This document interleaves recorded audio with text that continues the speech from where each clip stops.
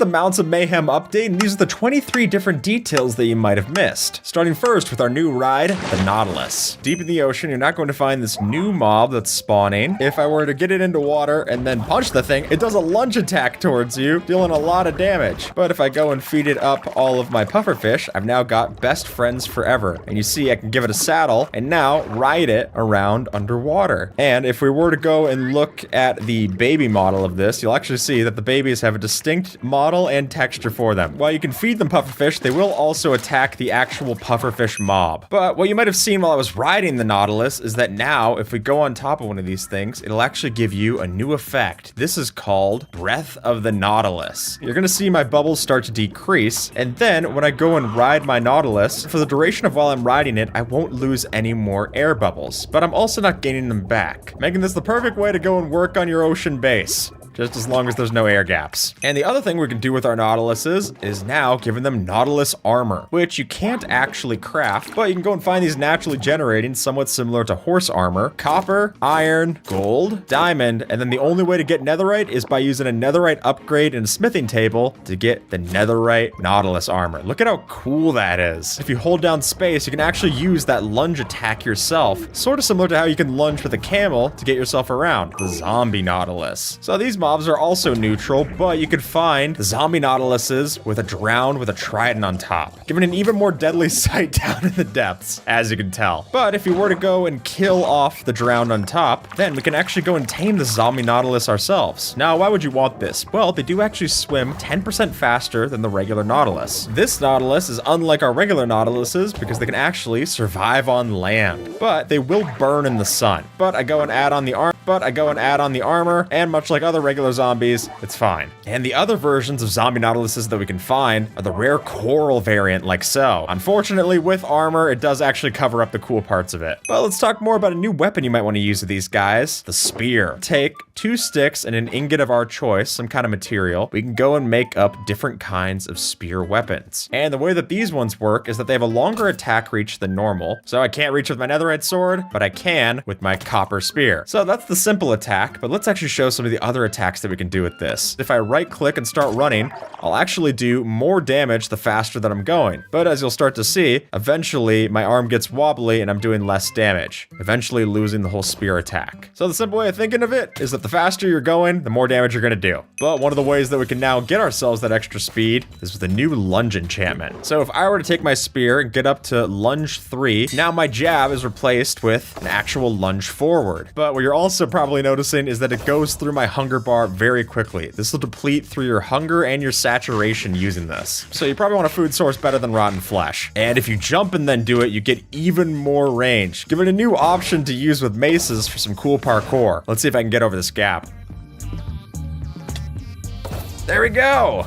It's super cool. It's just like on-land Riptide. Now we've got zombie horses spawning naturally. That's right, not just skeleton horse traps, but we also have zombie horse traps, where a zombie with an iron spear will spawn on top of our zombie horses, giving us a new enemy to look out for at night. As you see, it charges up its speed and continues to attack me with its spear while lunging towards me. So this also makes horses a lot better too. If we were to go and kill off the zombie on top, then you can then tame their horse to get a zombie horse for yourself. And one of the ways that you can go and tame them up quicker is that you can feed them red mushrooms. And as you're probably noticing here, we can go and take a better look. Our zombie horses now have a completely new texture. We'll put up on screen a comparison between how they looked before and this is how they look now. We also have a change to their spawn egg. I still think it's one of the ugliest ones, but it's new nonetheless. And if I switch it over to daytime, you're gonna notice one of the other changes is that they now burn in the sun. Even if I'm riding it, I don't count as cover. But if I were to have regular horse armor, then I could add that to my zombie horse and it doesn't burn in the sun. Which is weird, because skeleton horses don't burn in the sun, but they wanted to have some way of nerfing these because they spawn more often with our zombie horse jockeys. Now, if you take a netherite upgrade with your netherite ingot and your diamond horse armor, you can add that into smithing table to get netherite horse armor. And we've got one more mount yet, since now you're going to find a new version of the camel, but you're not going to find it by itself because it spawns with a husk with an iron spear, as well as the parched in the back. And much the same, these ones will charge at you and shoot at you with weakness arrows. But if you kill off off the mobs on top, you can actually get the camel husks for yourself. There's another change where they'll actually drop rabbit's foot when you kill off the husk on top, because that's how we tame up our camel husks. And we can also tempt it around like so. But let's talk a little bit more about that new skeleton that we saw, the parched, which, like a husk, doesn't burn in the sun, as you're seeing here. And while it shoots slower than a normal skeleton, it does shoot out weakness arrows, which if you kill them off, you'll also have a chance of getting those weakness arrows as well. If you were to go and change your video settings, now if you tweak see-through leaves, you'll see that there's now a new version of the texture. It isn't just black at the back, but actually it has just a darker green in between the gaps, which I think looks a lot nicer. In fact, I think it looks so nice that we actually highlighted when Vanilla Tweaks did it in the past. So it's nice to see that change actually come to vanilla. Now, if we look at our leather horse armor that we can craft with a leather H like so, you'll see that it has a new texture in both the sprite and on the horses. It now matches what we saw on Bedrock before, which I actually think is a pretty sharp texture. It's definitely a lot less flat. And let's see what it looks like now if we dye it. So much better. Actually having shading, that's great. Now, if you were to ride your horses, mules, donkeys, or camels, they no longer sink if you ride them as a player, making it a lot easier to go and cross over during your Oregon Trail situation. But as Observer just showed off, if you were to go and jump into the water and be fully submerged, then they will actually boot you off. Another Vanilla Tweaks feature finally added to Minecraft is fixing the item stitching on our tools and weapons. So check this out. In the past, what would happen is because we were taking 2D sprites and stitching them together into these 3D models, you would actually see little gaps on Java splitting off the textures. But now if I scroll through any of my tools, like the fishing rod or the pickaxe, you no longer see those gaps. And as we see in program art, it's actually fixed here as well. Now it's possible to go and rebind our debug menu buttons into different controls. As you can see, debug's now a menu in the controls menu, and we can change toggle overlay to just be a regular key. So if you wanted it to not be F3, it could be